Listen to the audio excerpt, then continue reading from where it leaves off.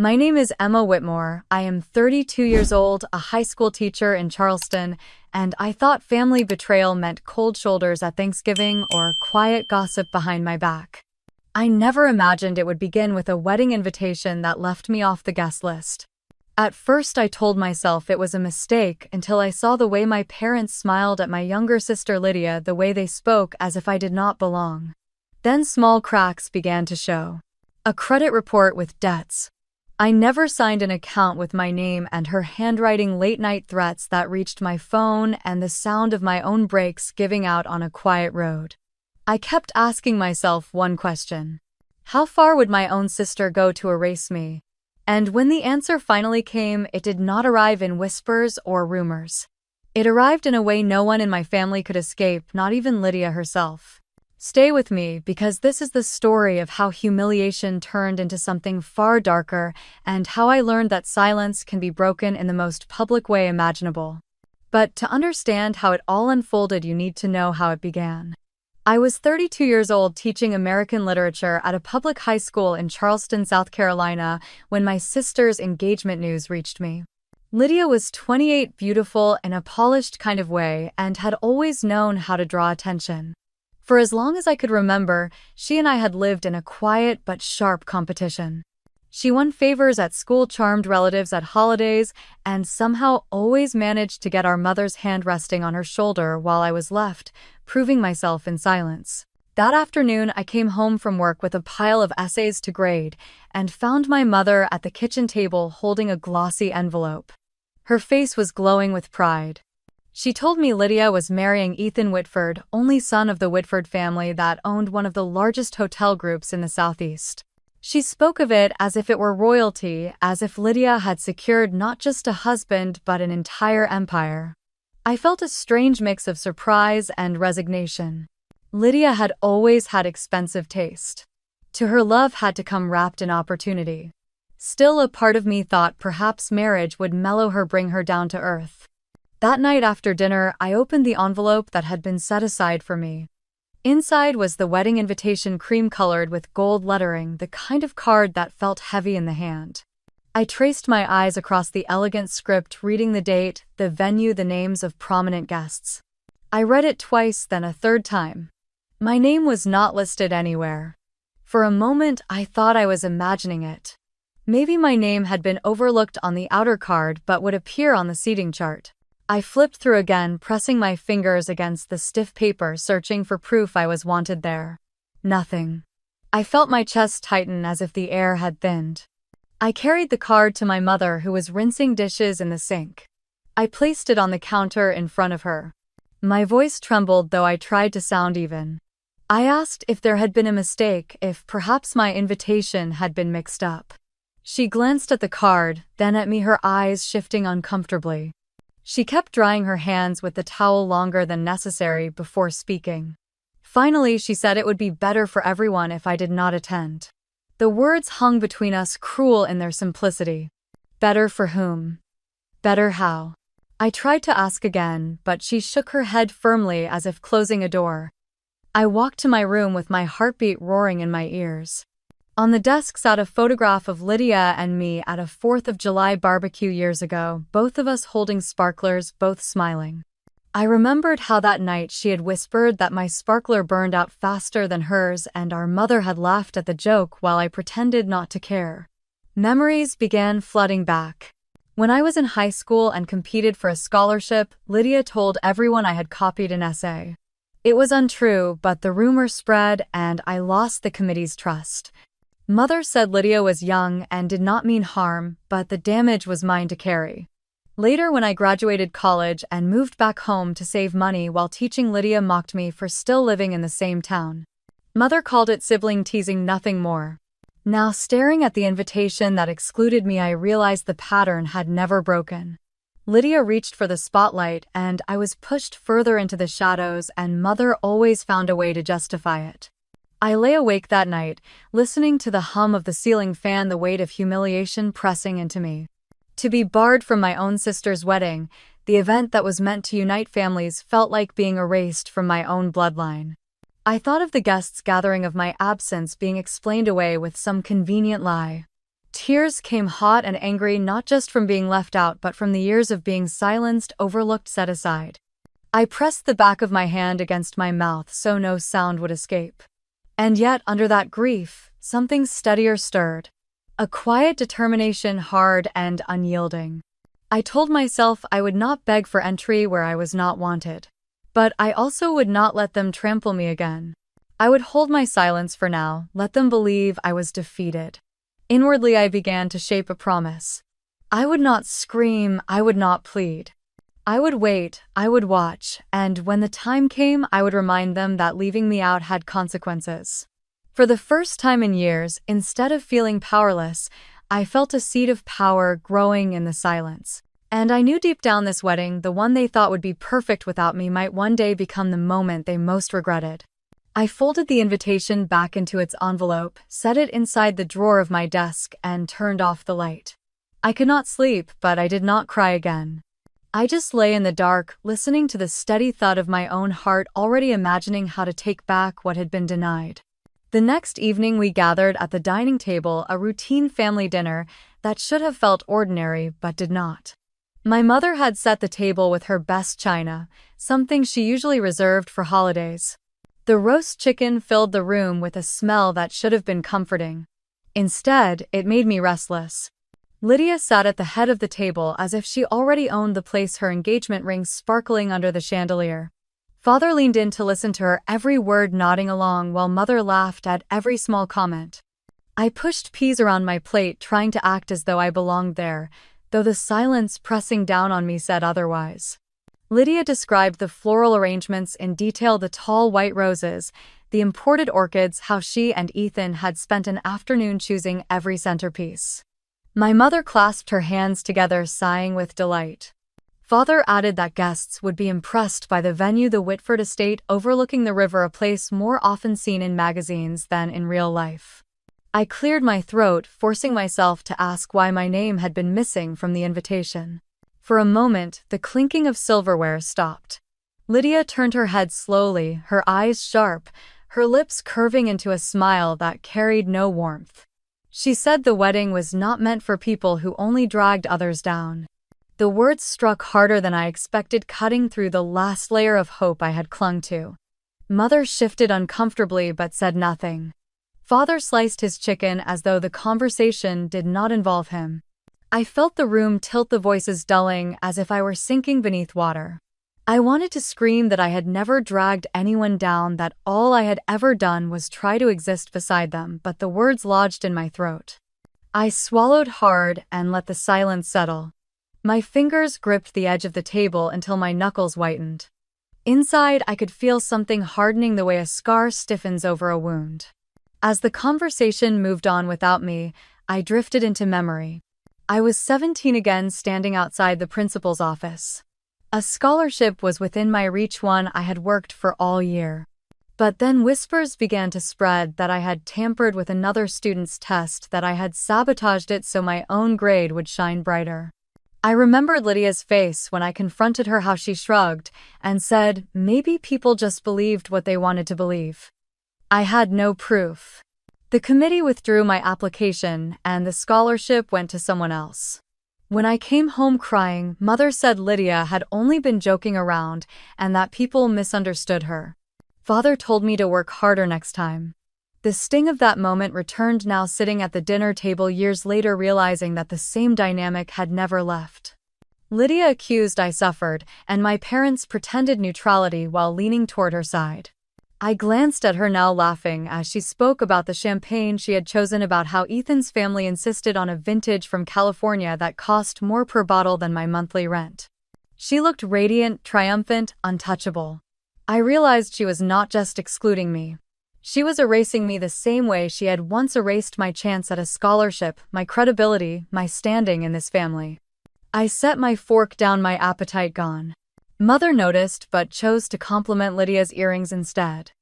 I sat in silence, listening to their voices echo around me, each word hammering the reality deeper. Somewhere between the laughter and the clinking glasses, I understood that my place in this family had never been secure. It was conditional, always dependent on Lydia's shadow. If she smiled, I might be tolerated. If she turned, I would be cast aside. The realization did not bring tears this time, it brought clarity. They wanted me outside the circle watching from a distance, voiceless, but I knew now I had been given a gift hidden in cruelty. Distance meant freedom to act. Silence meant space to plan. I lifted my water glass and took a long sip, my eyes fixed on the flicker of candlelight in front of me. On the surface, I appeared calm, the obedient daughter letting the conversation pass her by.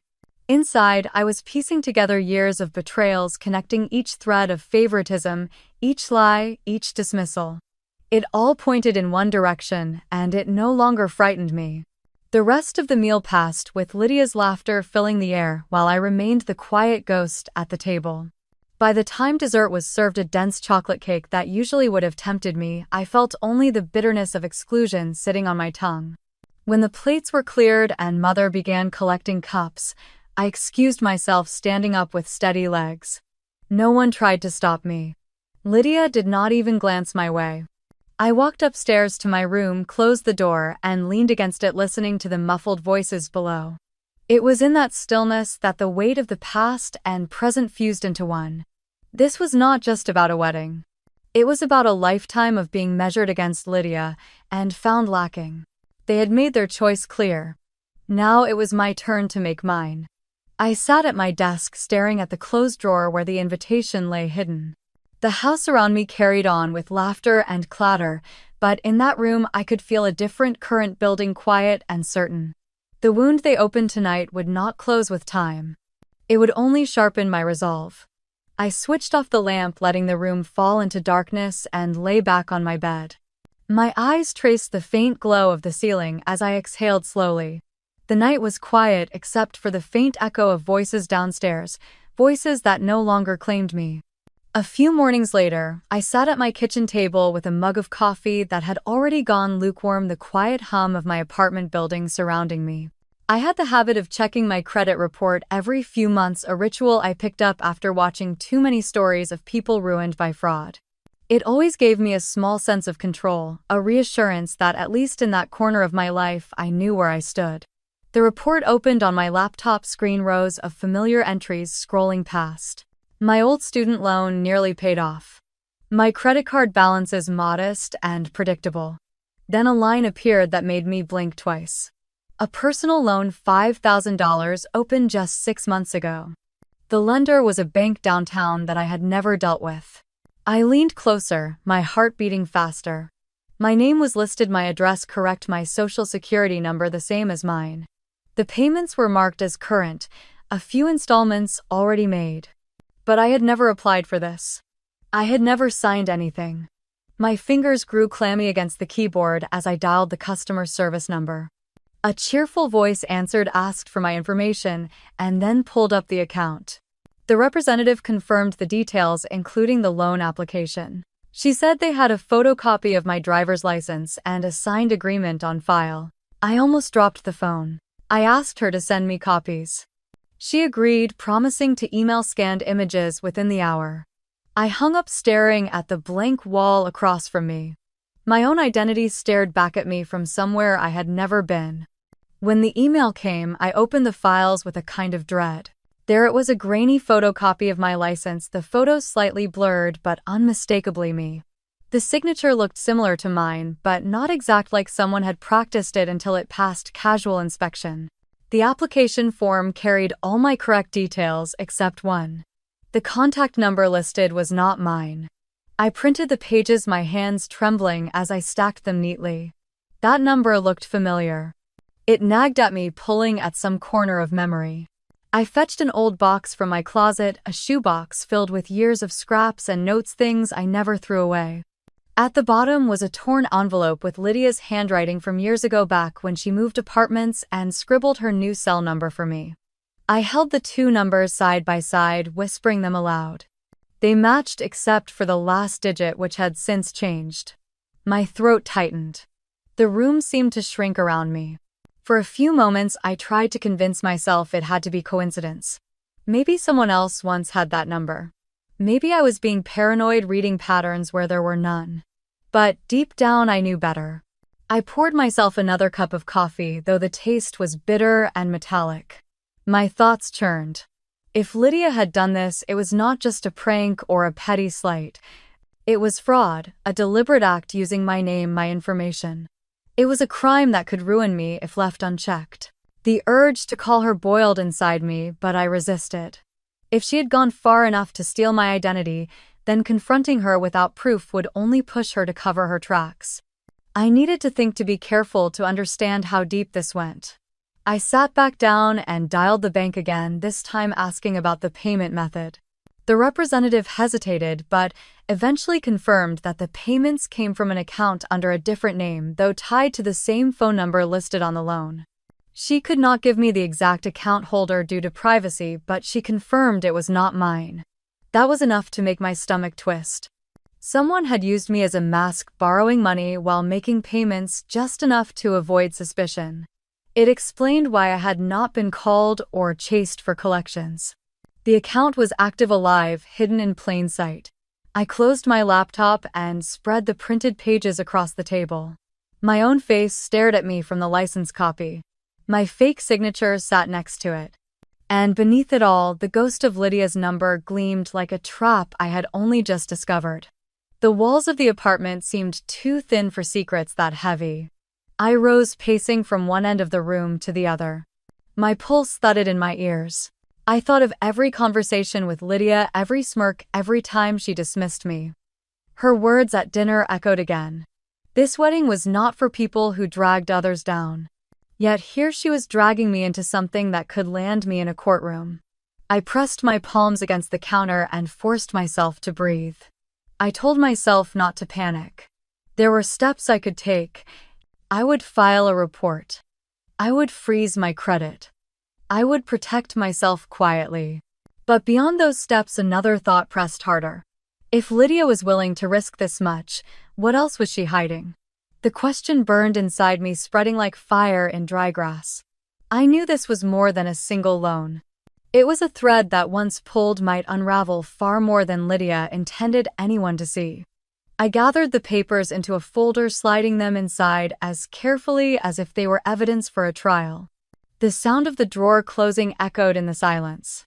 For the first time, I felt the faint outline of a plan forming, one that went beyond defending myself. The night outside deepened, shadows slipping across my apartment floor. I stood by the window, staring at the streetlights blinking against the dark. Somewhere across town, Lydia was planning a wedding filled with roses and chandeliers, imagining herself untouchable. She had no idea I now held the first proof that could shatter it all. I let the curtain fall back into place and stepped away from the glass. The folder lay on my desk, weighting the weight of it undeniable. I sat down, rested my hands on its surface, and closed my eyes. My heart no longer raced with fear alone. It carried something steadier, something colder, the beginning of resolve. The next morning, I called Sarah, an old friend from college who now worked in compliance at a regional bank. She had always been steady and precise, the kind of person who noticed details others missed. I hesitated before dialing, but once she answered, I could not stop myself from blurting everything. I told her about the strange loan, the photocopy of my license, the forged signature, and the phone number that pointed to Lydia. I could hear the disbelief in her silence, followed by the careful tone she used whenever she weighed her words. She told me to send over the documents and promised she would check what she could unofficially. I scanned everything and emailed her. The hours that followed stretched thin, each tick of the clock scraping against my nerves. I tried to distract myself with chores, folding, laundry, scrubbing counters, anything that kept my hands moving. But every time I stopped, my eyes wandered to the folder on my desk. That evening, Sarah called back. Her voice was low, as if she had closed the office door behind her. She told me she had searched the internal databases, and what she found went far beyond a single small loan. My name appeared on a much larger credit file tied to a commercial loan application for $350,000. The air drained from my lungs. My knees gave out, and I sat heavily on the couch, clutching the phone so hard it hurt. Sarah explained that the loan had been approved nearly a year ago, with collateral listed under my name. The repayment schedule was already showing delays. If the payments defaulted, collections would come after me. I whispered that I had never seen or signed such papers. She said the documents on file had the same photocopied license, the same forged signature, only on a larger scale. She also mentioned the email address tied to the application. It looked like mine, but was not exact. A single letter had been switched. She read it to me and recognition slammed through me. It was the email Lydia once used when she applied for an internship years ago, a variation she made because her usual address was taken. I had seen it on her laptop back then, the odd misspelling that she claimed nobody else would notice. My stomach twisted as if the room itself tilted sideways. Sarah paused, asking softly if I was safe, if I had reason to believe a family member was behind it. I could not answer. My throat locked. I only thanked her and promised I would take it from here. After we hung up, I sat in the dim light, my hands trembling against my knees. Betrayal had a weight that pressed into every bone. This was not just a small fraud to cover some careless spending. This was calculated enormous, a crime designed to bury me under debt while shielding the real culprits. I spread the new documents Sarah had forwarded to me across the table. Payment schedules, loan approvals, authorization stamps. Each page carried my name like a weapon turned against me. I traced the forged signature with my fingertip and felt a cold shiver crawl down my spine. Slowly, the pieces aligned. Lydia had excluded me from her wedding not to humiliate me, though that was part of it. She needed me far away, silent, absent, while she and Ethan tied themselves to the Whitford family empire. The fewer eyes on her, the safer her secret remained. Inviting me risked too much. One slip, one conversation, and someone might discover the loans she had built in my name. The realization cut sharper than any insult she had ever thrown. I was not just unwanted. I was inconvenient, a liability to be erased from the family portrait. I pulled out old emails, cross-checking dates. Around the same time the large loan had been processed, Lydia had been traveling with Ethan, meeting investors, posing for photos at hotel openings. Her life looked glittering on the surface, but now I saw the scaffolding beneath it was rotting. Their luxury came built on the foundation of my stolen identity. My body shook with anger. I wanted to scream, to storm into my parents' house and throw the papers on the table. But I knew how that would go. They would shield her, dismiss me, accuse me of jealousy. They had done it before. This time I needed more than outrage. I needed proof that no one could deny. I gathered the documents into the folder again, pressing down until the cardboard bent under my palm. For a long moment, I simply breathed, the sound of my own pulse filling the silence. Somewhere in that stillness, a new clarity formed. I understood now why the invitation had never arrived in my name. I understood why my mother's eyes avoided mine when I asked. It had never been about sparing the embarrassment. It was about removing a witness. The knowledge was bitter, but it also steadied me. I was not crazy. I was not paranoid. The truth was real, and it was sitting in my hands. The night outside had grown heavy, the streetlights glowing faintly through the blinds. I pushed the folder to the center of the table, sat back in my chair, and stared at it. My reflection wavered in the glass of the window across the room. It was not just fear that held me anymore. It was resolve hardening into something sharper. Lydia and Ethan thought they had hidden their tracks, that they had written me out of their story. But they had underestimated me. I reached for a pen and notepad, began writing down names, dates, numbers, every link I could see. The list grew longer, the connections clearer, until the outline of their scheme stretched across the page. When I finally set the pen down, my hand ached and my eyes burned. But I felt steadier, almost calm. They had tried to erase me. Instead, they had given me the one thing they feared most: a reason to fight back. The next few days, I noticed the same black SUV parked across from my house, always at odd hours, engine off, windows dark. At first, I told myself it was coincidence, maybe a neighbor's visitor or someone lost in the neighborhood. But after the third night in a row, when I came home from the grocery store and saw it sitting there again, headlights flashing once as I turned into my driveway, the chill in my stomach told me it was no mistake. I locked the door behind me, checked every window twice, and sat at the kitchen table with the folder spread out in front of me. My phone buzzed against the wood. An unknown number. I hesitated before opening the message. Only 5 words appeared on the screen. Do not get involved or regret. I stared until the letters blurred. My fingers trembled as I set the phone down.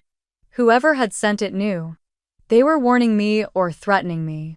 Either way, it was proof that I had stepped onto ground they did not want me standing on. The next morning, I forced myself to go to work as usual. The hallways of the high school buzzed with the noise of teenagers, lockers, slamming voices rising in waves. For a few hours, I let the rhythm of teaching steady me. Equations on the board, questions from the back row, the familiar weight of chalk in my hand. But underneath, my nerves stayed coiled tight. That afternoon, driving home along the 2-lane road that cut through the marsh, I pressed the brake as I approached a stop sign. Nothing happened. The pedal sank to the floor with no resistance. My heart leapt into my throat. The car surged forward, and I yanked the wheel to the right, swerving onto the shoulder. Gravel sprayed as the car skidded to a halt inches from a ditch. I sat gripping the steering wheel, gasping, unable to move. Cars honked as they passed, but all I could hear was the pounding of blood in my ears. When I finally stepped out, my legs shook so badly I had to lean against the hood. I called a tow truck and rode in silence as they hauled my car to the nearest garage. The mechanic, a gray-haired man with oil-stained hands, slid under the car while I waited with my arms wrapped around myself. Minutes later, he wheeled out, wiping his palms on a rag. He looked at me strangely, as if weighing whether to speak. "The brake line has been cut," he said at last. "Not worn out. Not damaged by accident. Cut clean like with a blade." The words hit me like a physical blow. My breath caught sharp and painful as the truth settled in. Someone had tried to kill me. I asked if he was sure. He nodded slowly, eyes steady on mine, then suggested I call the police. I shook my head before I could stop myself. I pictured the officers arriving, my parents hearing about it, Lydia tilting her head with practiced innocence. She would spin it, make me look paranoid again. I thanked him, paid for the replacement part, and told him I would take it from here. That night, I could not eat. I sat in the living room with the lights off, watching the street. Every passing car made my chest tighten. When the black SUV rolled by again, slower than the rest, I gripped the arm of the couch so hard the fabric bunched under my nails. Fear had wrapped itself around me completely. But under the fear, another feeling burned. If I stayed quiet, if I did nothing, they would erase me permanently. Either I would die in a ditch or live the rest of my life buried under debts that were never mine. I walked into my bedroom, opened the drawer, and pulled out the folder again. I spread the papers across the bed, arranging them into neat rows. Loan applications, forged signatures, email trails, timelines. The pattern was undeniable. They had used me as their scapegoat, and now they wanted me gone. I sat on the edge of the bed, my body trembling but my mind sharper than it had been in weeks. This was no longer about hurt feelings or a missed wedding invitation. It was survival. Lydia and Ethan thought they had me cornered. They thought fear would keep me silent, but they had underestimated me again. I picked up a pen and wrote in my notebook, underlining the words twice. Document everything. Keep copies outside the house. Trust no one. When I closed the notebook, I felt the faintest shift inside me. The fear was still there, heavy and cold, but it no longer owned me. They had shown me what they were capable of. Now it was my turn to show them what I was capable of too. I got up, carried the papers back to the desk, and began scanning each one into my computer. The hum of the scanner filled the room, steady and precise.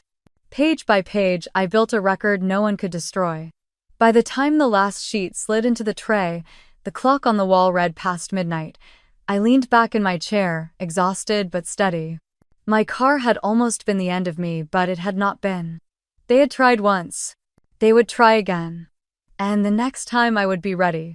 The morning after the brakes failed, I sat at my kitchen table with a mug of coffee that had long gone cold and stared at the phone in my hand.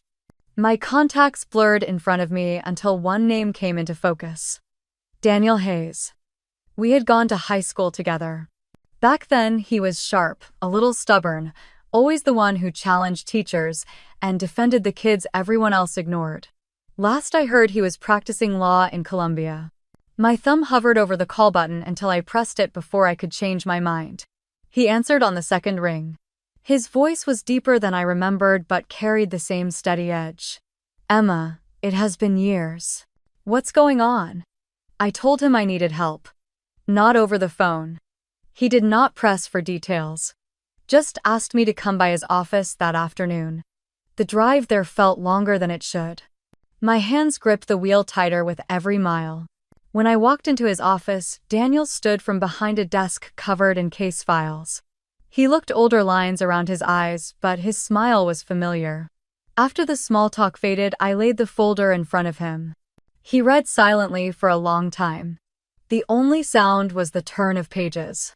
When he finally looked up, his face was sober. "This is serious, Emma. You could be held liable if they keep pushing these loans in your name. But you also have leverage more than you realize." I asked what I should do. "First, protect yourself," he said. "Keep everything backed up. Make copies. Store them outside your house. Second, start gathering more conversations, documents, anything that ties them directly to this. But it has to be done legally. If you want this to stand in court, we have to do it by the book." I nodded, my throat tight. He leaned forward, his voice lower. "They want you to feel isolated. That is how they control people. You are not alone now." The words hit harder than I expected. I felt something crack inside, a release of the weight I had been carrying alone. Daniel walked me through options. Recording calls, installing discrete cameras in my car and home office, securing cloud storage. He even handed me a small recorder he used for depositions. "Keep it on you," he said. "People talk more than they realize." We also discussed strategy. If Lydia and Ethan believed they had broken me, they would get careless. "Pretend to stay quiet," he said. "Pretend to be afraid. Let them think they won. That is when they will slip." I drove home with the recorder in my purse, my shoulders straighter than they had been in weeks.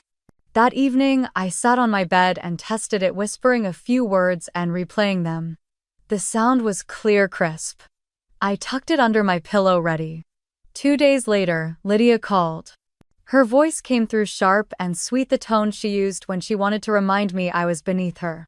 She asked how I was doing, whether I had been keeping busy at school, whether I had thought more about skipping the wedding festivities altogether. I answered, carefully, soft, measured, as if I were worn down. Then her tone shifted, colder, heavier. "If you breathe a word about those papers, Emma, if you even think about running your mouth, you will spend the rest of your life paying off debts you never imagined." She let the words hang before she laughed, lightly covering them as if it were all a joke. I held the phone steady against my ear, forcing my voice not to break. I told her I understood. Then I ended the call. My hands shook as I reached into my purse and pulled out the recorder. The red light blinked steady. Every word had been captured. I played it back once, Lydia's threat echoing through the small bedroom. My stomach turned, but I pressed save and backed it up immediately to the cloud folder Daniel had set up for me. For the first time since the nightmare began, I felt a flicker of control return. Not safety, not yet. But evidence. Proof that her mask had slipped. That night, I sat at the desk writing notes of what to do next. Cameras, emails, patterns of calls. Daniel had told me the law did not move quickly, but it moved steadily if you had the right foundation.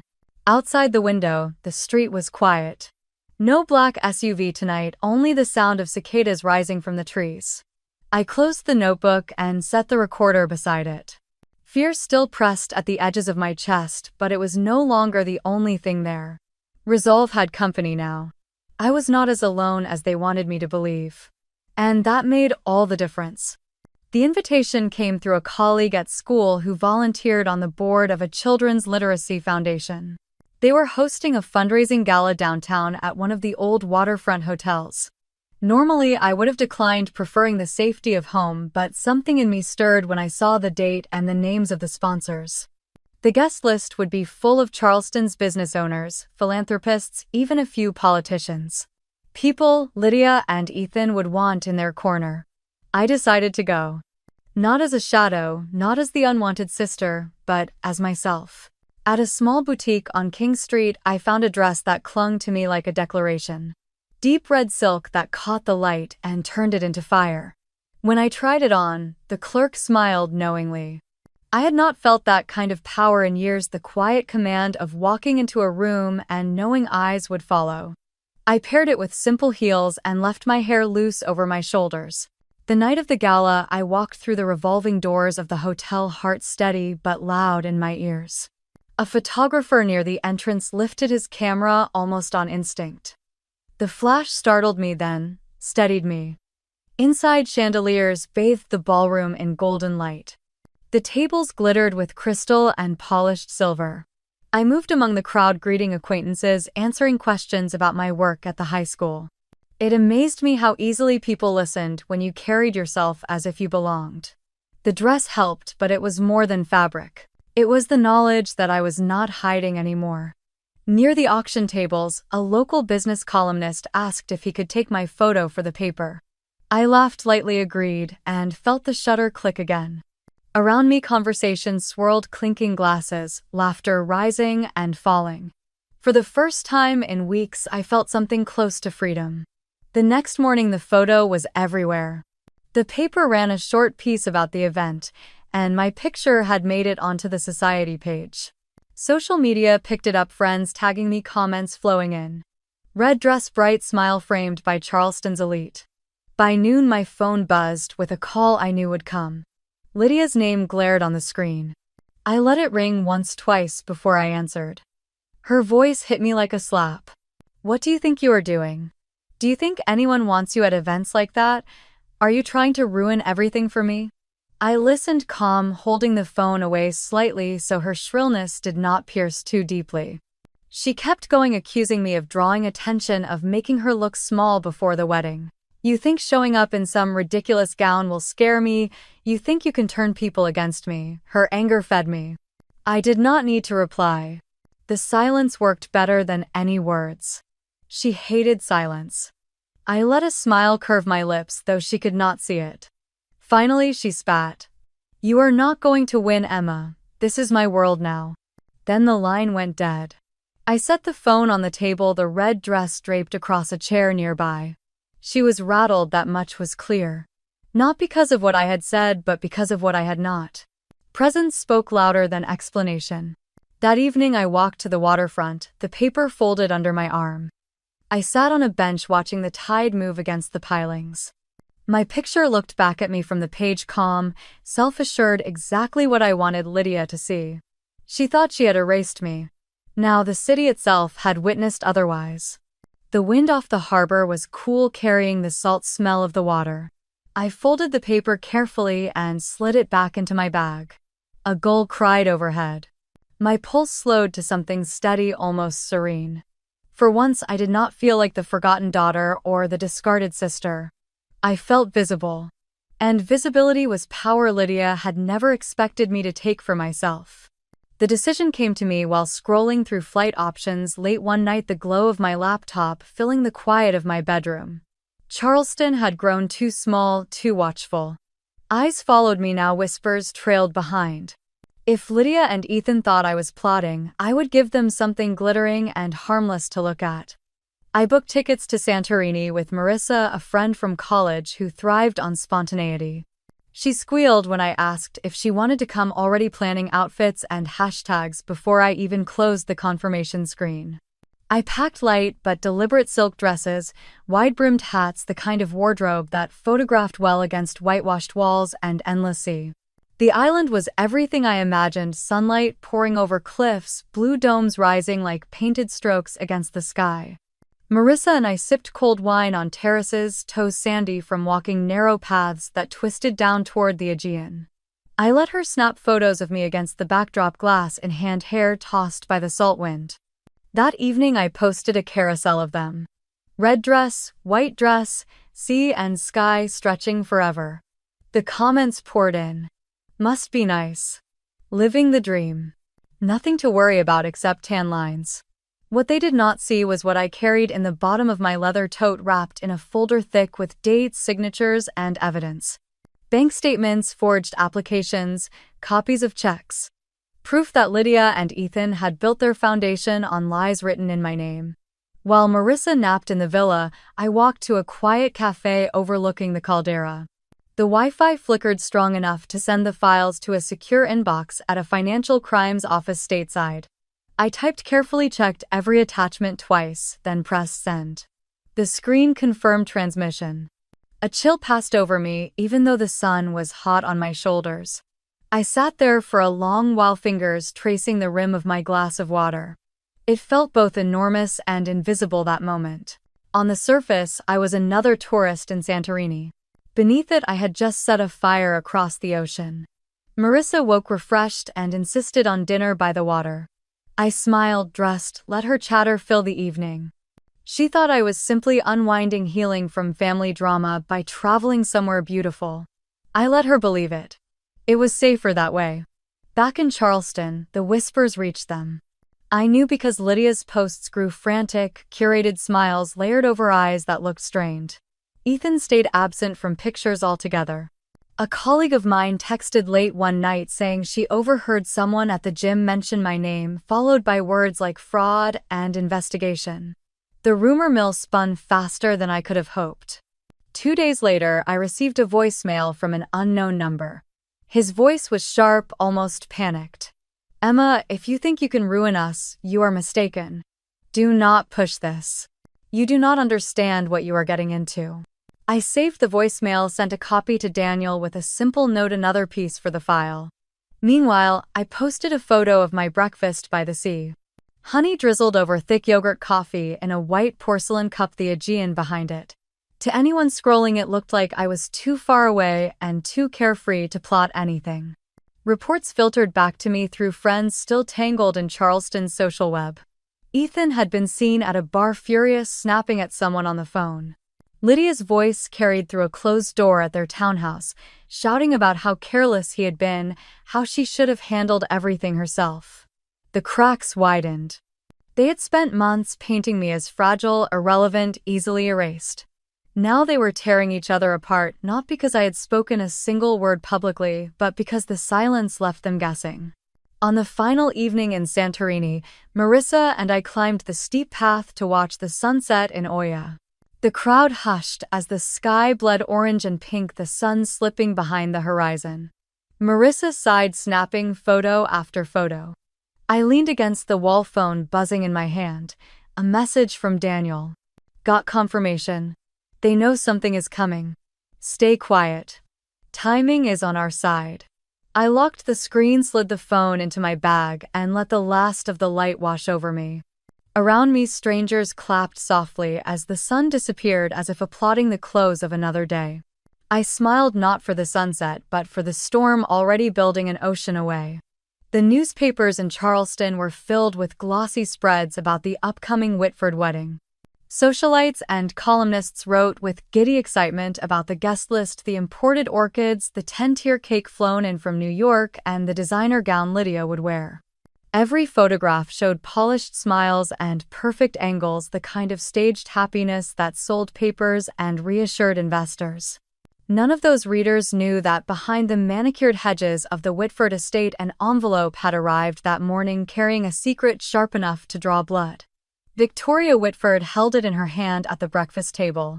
She had been expecting thank you notes from charities, perhaps a letter from one of her society friends, but instead the heavy cream paper carried no return address.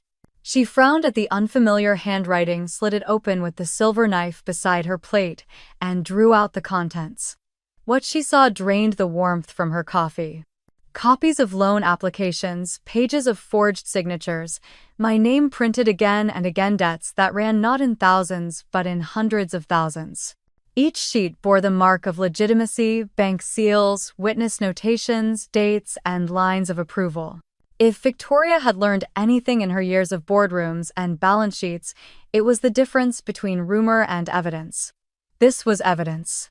Her fork rested untouched beside her plate of eggs as she read every line. The papers alleged that Emma Reed, a schoolteacher of modest means, had taken on debts large enough to ruin her for life.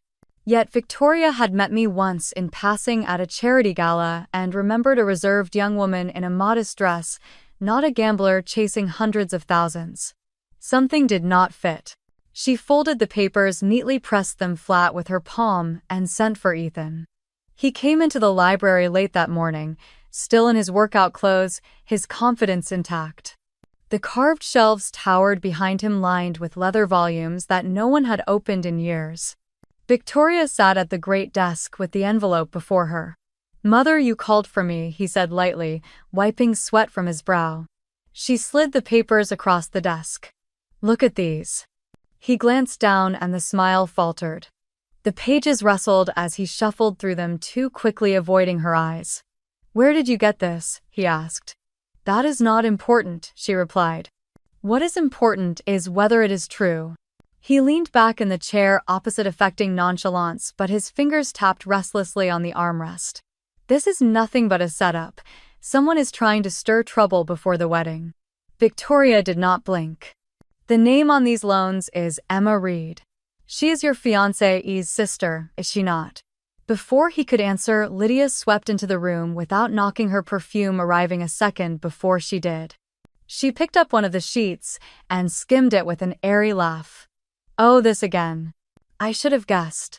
Emma must be behind this. She has always had a flair for drama. She is jealous and bitter because she was not invited. Do not let her nonsense rattle you." Victoria's eyes narrowed. "You expect me to believe Emma fabricated entire loan files with bank seals and notarized signatures?" Lydia's laugh faltered, and for a moment the silence grew heavy. Then she tossed the paper back on the desk. "Technology makes forgery easy these days. People fake documents all the time. Emma is desperate enough to try anything." Ethan found his voice again. "She is right, Mother. Emma has been unstable for years. She would rather burn everything down than watch her sister succeed." Victoria studied them both. Her instincts, honed from decades of reading men across conference tables and sensing weakness in business partners, told her something else entirely. There was a stiffness in Ethan's jaw, a too casual deflection in Lydia's tone. She tapped the papers once more. "If there is truth here, I will not allow this marriage to go forward." The air thickened. Lydia's painted smile tightened. Ethan straightened in his chair, his charm slipping like a poorly tied mask. "Mother, this is ridiculous. We have investors, press, politicians attending. Canceling would be catastrophic." Victoria's lips curved into the faintest smile, one that never reached her eyes. "Catastrophe is marrying into a scandal and finding my family name printed on the front page beside the word fraud." The library door closed behind them when they left, but Victoria stayed seated, staring at the envelope once more. Her mind ticked through possibilities, each one more troubling than the last. Upstairs, preparations for the wedding continued. Florists marched in with armfuls of white roses. A seamstress arrived to fit Lydia's gown. Caterers confirmed menus over the phone. From the outside, the Whitford estate gleamed with celebration. Inside, cracks spread quietly through the foundation. By afternoon, Lydia was pacing in her sweet heels, clicking against marble. Ethan leaned against the window frame, arms folded, eyes dark. "What if she believes it?" Lydia hissed. "What if she calls off the wedding?" He rubbed his temple. "Then we make sure she does not. She hates Emma, does she not? We play into that. We remind her Emma is desperate and spiteful." "But the way she looked at us," Lydia whispered. "She knows something." Across town, I sat in a quiet cafe, stirring honey into my tea, imagining the scene. I had never been inside the Whitford Library, but I could picture the grand scale, the hush, the way Victoria's voice would slice through the air. I imagined Ethan's face tightening, Lydia's laugh faltering. I could almost hear it. The papers had done their work. They had reached the one person who could bring the wedding to its knees. As evening settled over Charleston, the Whitford estate glittered with lights. Cars pulled through the gates, delivering planners and suppliers. Photographers camped outside for a glimpse of the bride-to-be. Inside, Victoria sat alone in her study, rereading the envelope's contents by lamplight. Her husband had long trusted her judgment, and tonight that judgment whispered, caution, louder than champagne glasses could drown out. She lifted the phone but set it back down, indecision tightening her chest. For all her power, she knew what it meant to drag family shame into daylight. But she also knew the price of silence. The grand wedding loomed only days away. Dresses were pressed, speeches written, the orchestra rehearsed. Yet Victoria Whitford, who had never allowed doubt to rule her life, carried doubt now like a stone in her throat. And Ethan, though he tried to smile at the dinner table that night, knew his mother's warning still hung over him like a blade. The storm had broken through their walls. And I, thousands of miles away, could almost taste the ruin in the air. The flight back from Greece landed in the pale dawn of Atlanta, and by the time I drove into Charleston, the streets were already alive with the hum of wedding preparations. I had barely stepped into my apartment when Daniel called, his voice low and clipped, telling me to meet him at his office right away. The blinds were drawn when I arrived, the room lit by the glow of his desk lamp. On the table lay a neat stack of folders, a small hard drive, and my phone with the newest recordings stored inside. He looked up at me with steady eyes. "This is enough, Emma. It is time." I nodded, though my throat felt tight. I had lived with fear in the pit of my stomach for weeks, but handing everything over meant stepping across a line I could never return from. We packed the evidence into 2 briefcases. Every forged loan document, every bank printout, copies of the photos I had taken of signatures that did not match, the audio clips of Lydia's threats, the video stills from the small camera tucked into the hallway vent. Daniel checked everything twice, then slipped his jacket over his shoulders. "You drive," he said quietly. "If anyone is watching, they will expect me to lead." The streets blurred past as I followed his directions. My palms dampened against the steering wheel, every traffic light stretching into eternity. We pulled into the underground lot of a nondescript government building. Daniel carried one of the cases, I carried the other. We walked in silence until the elevator doors closed us in. On the 3rd floor, 2 detectives waited. Their badges glinted under the fluorescent lights. Detective Harris was a tall man with graying hair, his tone direct. Detective Monroe, younger, carried a legal pad already half filled with notes. We laid the briefcases on the table in their conference room. Daniel began to explain, methodical and precise, but they stopped him after a few minutes. "We will review everything ourselves," Harris said. "What we need from you is simple. Did you sign any of these loans?" "No," I answered, my voice firm, though my hands trembled beneath the table. "Were you aware of anyone attempting to use your identity before this year?" Monroe asked. "Only recently," I said. "The phone numbers, the documents, the signatures, they all point to my sister, Lydia, and her fiancé, Ethan." There was no satisfaction in saying it out loud. Only a hollow ache that family could twist blood ties into weapons. Harris opened one folder, scanning the forged signatures. "These are good. Not perfect, but good enough to slide past most bank clerks. Whoever did this knew the system." Daniel leaned forward. "Which is why it is critical the investigation stays sealed until you are ready to move. If they suspect even for a moment, she could end up facing retaliation again." My stomach tightened. The memory of my cut break lines flashed across my mind. Harris met my eyes. "We understand. This will remain confidential. But know this. When we act, we will not miss." They signed the chain of custody forms securing the evidence. Harris clicked the briefcase shut with finality. It felt as though part of the weight slid off my shoulders, though another kind of heaviness settled in its place. As we walked back to the car, Daniel placed a hand lightly on my shoulder. "You did the hardest part. Now you let them do theirs." "But what if Lydia finds out?" I asked. "She will know it was me." "She already suspects," he said gently. "But suspicion and proof are 2 very different things. For now, you live your life as if nothing has changed." The next few days blurred into a tense rhythm. At school, I smiled at my students' handed out assignments and pretended my mind was not counting down to something unseen. At home, I left the blinds closed, scanning the street each night for parked cars that lingered too long. One evening, as I locked the classroom, my phone buzzed with a blocked number. I answered, heart pounding. A voice whispered through the line, low and distorted. "Stop digging. You think you are safe, but you are not." The call ended before I could respond. I stood frozen in the hallway, the sound echoing in my ears. Later, when I told Daniel, he simply nodded. That is why we moved when we did. The walls are already closing in on them. Empty threats are all they have left until the hammer falls. Even with his reassurance, sleep came only in fragments. Every creak of the building made me sit upright. Every shadow outside my window felt like a warning. Yet beneath the fear, there was something else. A steady pulse of certainty. The decision had been made, the truth secured in the hands of people who could wield it. By the end of the week, Harris called Daniel. We met them again in the same building, the same conference room. Monroe slid a notepad across the table filled now with cross-reference details. We have already traced the funds, he explained. They were funneled through shell accounts before landing in Ethan Whitford's holdings. Your sister co-signed at least one transfer using your name. It is not just fraud. It is conspiracy. The word rang in my chest, heavy and irreversible. Harris folded his hands. We will move soon, but timing is everything. The goal is not only charges, but maximum impact.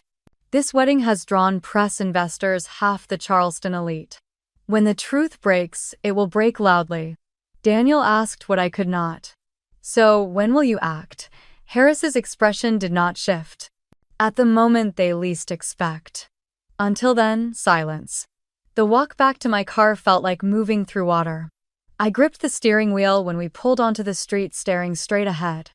It is out of your hands now, Daniel said softly. That is the hardest part, but also the safest. I drove home in silence, the city glowing with preparations for Lydia's grand day. Rented tents rose in manicured gardens. Florists filled trucks with orchids. Bakers stacked sugar flowers onto towering cakes. Society pages buzzed about gowns and guest lists. And beneath all of it, sealed in folders inside a police evidence room, the truth waited like a live wire ready to snap the moment someone touched it. I closed my blinds that night, set my phone on the nightstand, and sat in the dark. Fear still twisted inside me, but it no longer ruled me.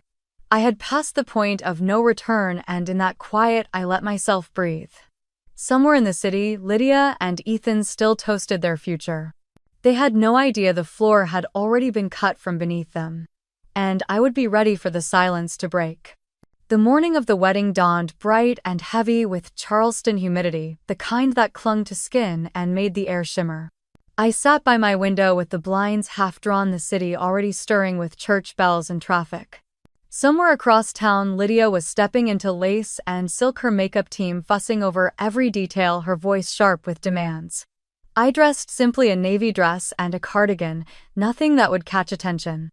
My presence was not requested, nor would it have been tolerated. But I did not need to be there. My part had already been played. Now it was time to watch the consequences unfold.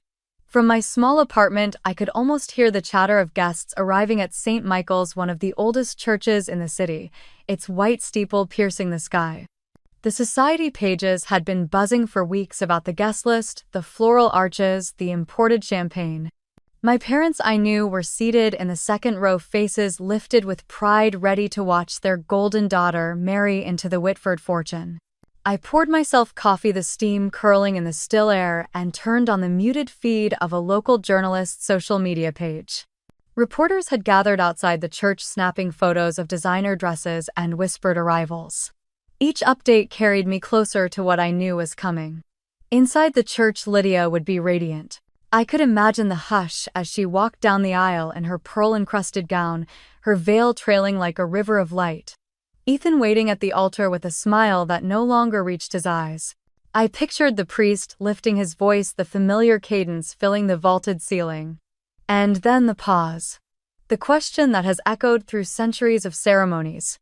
Does anyone here present have just cause why these two should not be joined in holy matrimony? I leaned forward, my hands wrapped tight around my mug. The silence stretched thick and expectant. The doors opened. According to the updates, uniformed officers stepped into the aisle, their presence slicing through the golden glow of candlelight. Murmurs rippled through the pews, dresses rustling, programs clutched tighter. The priest faltered, lowering his book, as Detective Harris produced a folded document and read aloud. Lydia Whitmore, You are under arrest for multiple counts of bank fraud, wire fraud, and identity theft. The words rang like thunder in the hushed sanctuary. For a heartbeat, no one moved. Then gasps rose, chairs scraped, whispers surged into chaos. I imagined Lydia's painted lips parting, her bouquet tumbling to the floor as her knees buckled beneath the weight of reality. Her perfect day, the day she had built to crown herself untouchable, collapsing in an instant. My phone buzzed again with updates. Guests were describing the scene in real time. Some filmed discreetly, others covered their mouths in disbelief. The Whitfords sat stiffly, their matriarch Victoria staring at Ethan, eyes narrowing, as though every warning she had once dismissed had come to roost. And Ethan. He had always been charming, quick, with a joke perfectly polished. But the messages were clear. He stepped back from Lydia the moment the handcuffs gleamed. His voice cut through the din, sharp and cold. I cannot do this. I will not marry a criminal. My chest tightened as I read, even though I had expected it. He turned to his parents' words echoing down the aisle, refusing to bind himself to scandal. Lydia reached for him, frantic, pleading. He pulled away, retreating behind his father's shoulder, his face pale but resolute. The crowd swelled with noise. Some whispered Lydia's name with pity, others with satisfaction. Phones lit up as the news spread beyond those stained glass windows. My own rang with alert after alert as local outlets pushed the story. The Whitmore name, once polished and envied, now dragged through the public square. I pressed a hand to my chest, feeling my heart thud with something fierce and complicated. Relief, yes. Vindication, certainly. But also sorrow, because she was still my sister. Watching her unravel before hundreds of eyes, before cameras, before the entire city, was a cruelty she had built for herself, but cruelty all the same. The updates painted the rest of the picture. My mother frozen, her lipstick smudged as she clutched my father's arm. My father staring at the floor, unable to meet anyone's gaze. Lydia crying out, her voice breaking as she begged for understanding, for time, for mercy. The officers guiding her firmly toward the doors, her veil dragging across the stone aisle. Outside, the flashes of cameras erupted. The same reporters who had angled for shots of gowns now captured the image of a bride in cuffs. The once invited elite recoiled, their jewels catching the harsh sun, their whispers laced with judgment. Inside my apartment, I closed my eyes and breathed. The silence I had been waiting for was gone, shattered by the noise of justice crashing down. Yet beneath the storm, a steadier truth settled in me. This was not about spectacle or humiliation. It was about survival. Lydia had tried to erase me, to bury me under debts and lies. Instead, she had buried herself. The city buzzed as I sat in my chair, my phone still vibrating with fragments of chaos. I did not answer the calls that came from familiar numbers. I let them ring one after another until the sound became nothing more than background noise. In that moment, I knew there was no going back to who I had been before. The forgotten sister, the overlooked daughter, the quiet shadow. She was gone. The church bells tolled in the distance, not for a union but for the ruin of one. And I sat alone, steady, waiting for whatever would come next. I left my coffee cup on the table and finally stood, my legs stiff from sitting so long. The news had already spread across Charleston faster than the bells could echo. I could hear neighbors out on the street, their voices carrying pieces of the same story. The Whitmores, once the name, whispered with envy, now spoken like a warning. That evening, the television stations replayed the footage. Lydia in her gown, eyes wide, wrists bound. Ethan stepping back, his face twisting as though he had seen a ghost rather than the woman he promised to marry. My parents standing stiffly, their pride cracking into ash under the heat of the cameras. It was all there, recorded from a dozen angles, impossible to deny or rewrite. The investigations unfolded quickly once the arrests were made. The files Daniel and I had given the authorities had already painted the picture. Fraudulent accounts. Forged signatures. Loans that never should have been approved. Payments shuffled from one shell company to another until the paper trail circled back to Lydia and Ethan. With the wedding spectacle, the evidence became more than paperwork. It became undeniable. The Whitfords released a statement 2 days later. Short, cold, without flourish. They were severing all business and personal ties with the Whitmores. Ethan's engagement was declared void and their family's name would not be connected to scandal. Their lawyers moved swiftly, pulling contracts, freezing shared ventures, reclaiming what could be salvaged. Lydia's dream of marrying into wealth and permanence had shattered with one announcement. My parents did not call me. I heard from a neighbor that my mother had fainted when the mail brought headlines from the Post and Courier, each one printed with Lydia's mugshot. My father was seen in the yard trimming hedges furiously while neighbors slowed their cars to stare. Pride had been their shield for decades, but no hedge, no perfect house, no polite smile could protect them now. I walked past their house once in the days after quiet as the cicadas hummed in the trees. Curtains twitched. I kept walking, my shoes steady on the pavement, and for the first time in my life, I felt no need to knock on that door or beg to be seen. The weeks stretched, and with them Lydia's world collapsed. Court dates were set, hearings held, and her name filled the docket. Ethan avoided her entirely, retreating to Atlanta, his lawyers insisting he had been misled, that he had signed papers without understanding. But witnesses came forward, whispers of arguments and late-night meetings. He could not wash his hands clean, not completely. For Lydia, there was no escape. She lost her fiancé, her access to the Whitford fortune, her carefully constructed image. What remained was a record, a set of charges, and the heavy silence of the same society she had once courted. Friends stopped answering her calls. Invitations disappeared. Every glossy smile that had once leaned toward her now turned away. Justice is not always a loud triumph. Often it is quiet, measured, and slow. Yet I felt it in each headline, each step of the process, each time I walked freely through the streets of Charleston without ducking my head. I had no need to raise my voice. The truth had spoken for me. The night before her sentencing, I stood at the waterfront. The air was thick with salt and possibility, the water dark but steady. I thought of us as children running through the marsh grass, Lydia always ahead, always demanding the spotlight. I thought of my parents clapping for her, their eyes never straying to me. And I thought of how all of it had led here to this moment when silence and patience had been my only weapons, and they had been enough. I did not go to the courtroom. I did not need to. The outcome was inevitable. Fraud and forgery carried weight no charm could soften. Lydia's sentence was printed in the papers by noon. Years to serve, fines to pay, reputation gone.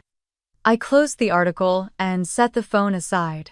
There was nothing more to watch, nothing more to wait for. My life, for the first time in years, was not defined by what she had done to me or what my parents had denied me. It was mine to shape, and I felt the weight of that freedom settle like a mantle I had earned. When I walked away from the church that day, I had not looked back, and I would not now. The story was over. Lydia had lost her marriage, her freedom, and the image she had prized above all else. My parents were left to face their neighbors and their own choices, and I was left with something rarer than revenge. I had my dignity back. I looked straight ahead, calm and steady, and spoke the words that had carried me through it all. Justice sometimes comes late, but it never fails to arrive. If you have ever been pushed aside or silenced, remember this: the truth will speak. Share your thoughts below and stay with me for the stories still to come.